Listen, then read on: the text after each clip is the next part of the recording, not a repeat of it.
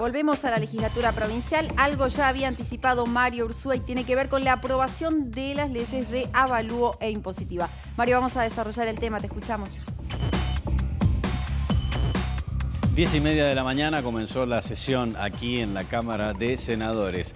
En una primera parte y durante la primera media hora solo para aprobar el receso legislativo, receso que comenzará el próximo día lunes y se extenderá hasta el 24 de enero. Una vez que vuelvan los legisladores a trabajar, comenzarán a debatir la ley de presupuesto, que va a quedar postergada, a debatirla en profundidad, nuevamente seguramente con rondas de ministros para explicar algunos detalles y después se espera que ya entrado el mes de febrero pueda debatirse en el recinto. Una vez hecho este trámite, a las 11 de la mañana, pasaditas las 11 de la mañana, comenzó el debate de las dos leyes, la de avalúo por un lado y la impositiva por el otro. Ley de avalúo que impone un incremento del 34% en el valor de los inmuebles y también en los vehículos con fechas anteriores a 2010 de fabricación. Los que fueron fabricados después de 2010 se mueven en base a su cotización de mercado y su avalúo fiscal, por lo que dicta el Registro Nacional de la Propiedad Automotor. Esa ley fue aprobada por 20 votos a 12, mismo resultado para la de impuestos. Impuestos a los sellos, ingresos brutos, automotor e inmobiliario, que no tienen variación en sus alícuotas respecto del ejercicio 2019. 20 a 12, 6 legisladores estuvieron ausentes por licencia, 20 votos solo del oficialismo, UCR, MAFE, Partido Socialista y PRO, lo que conforman Cambia Mendoza, y los otros 12, los partidos de la oposición, el PJ por un lado, Protectora por el otro y también el Frente de Izquierda, que mantuvieron la misma postura que tuvieron ayer en la Cámara de Diputados, votando directamente todos los legisladores en contra de estas iniciativas, fundamentalmente porque dicen no tuvieron el tiempo para debatirlas, pretendían también alguna rebaja en las alícuotas, algo que venía pasando en los últimos años, pero todos sabemos que a nivel nacional las provincias dejaron atrás el consenso fiscal por el cual estaban comprometidos a reducir alícuotas, y en otros estados provinciales, por ejemplo el de la provincia de Buenos Aires, hubo aumento de las alícuotas. Aquí se mantuvo tal cual estaba el año pasado para no traer mayor carga impositiva a los contribuyentes. Uno de los legisladores que levantó la voz y mucho durante la sesión e incluso apuntó a Alfredo Cornejo como el responsable de una mala relación, se imagina puede tener Rodolfo Suárez con Alberto Fernández, es el hombre que encaró la palabra de la oposición y esto le decía a Noticiero 9. Básicamente ha habido niveles de improvisación importantes, la ley se trató a las apuradas, se estaba debatiendo el presupuesto y de repente llamaron una sesión especial, no se pudo debatir y implicaba un impuestazo para la clase media mendocina, un 34% aumento como mínimo del impuesto inmobiliario, llegando al 60% en algunos casos, y no íbamos a poder acompañar esto. Creemos que es una medida improvisada y por supuesto excesiva en un momento de una crisis económica muy grande.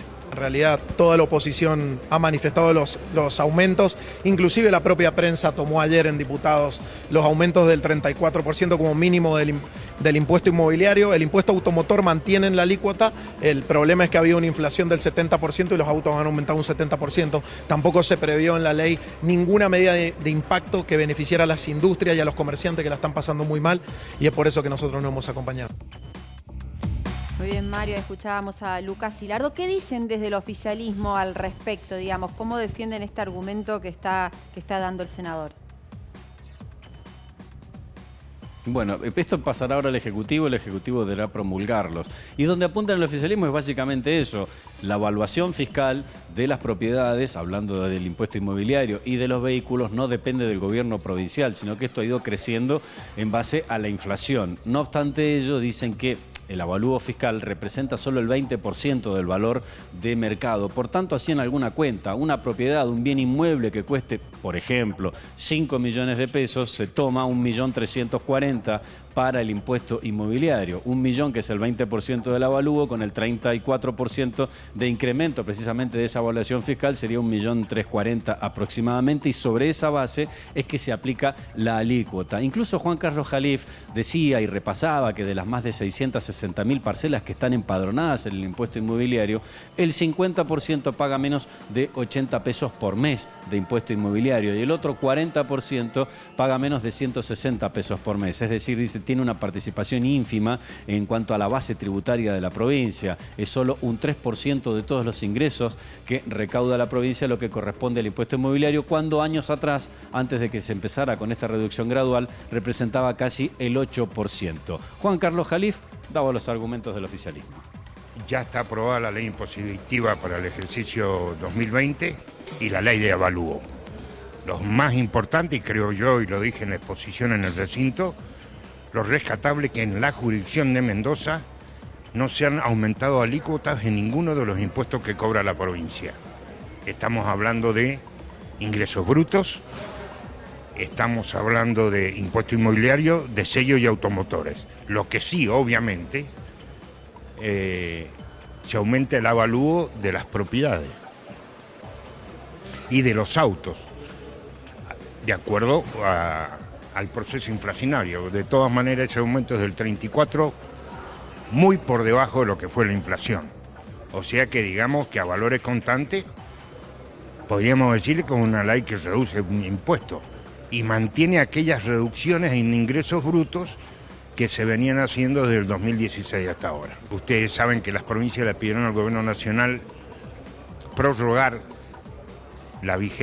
o suspender la vigencia del consenso federal porque otras jurisdicciones, otras provincias han aumentado ingresos brutos. Creo que lo rescatable del proyecto que envió el gobernador Suárez y que a pesar de las dificultades económicas, de la grave situación financiera, no quiso aumentar la presión impositiva. Indirectamente, al mantener esos ingresos brutos y no aumentarlo como en otras provincias, se está apoyando a la industria, seguramente, y a todos los rubros que alcanzan ingresos brutos, comerciales y de servicios. Bien, Mario. Bueno, clarísima la información. No sé si tenés algo que agregar desde la legislatura.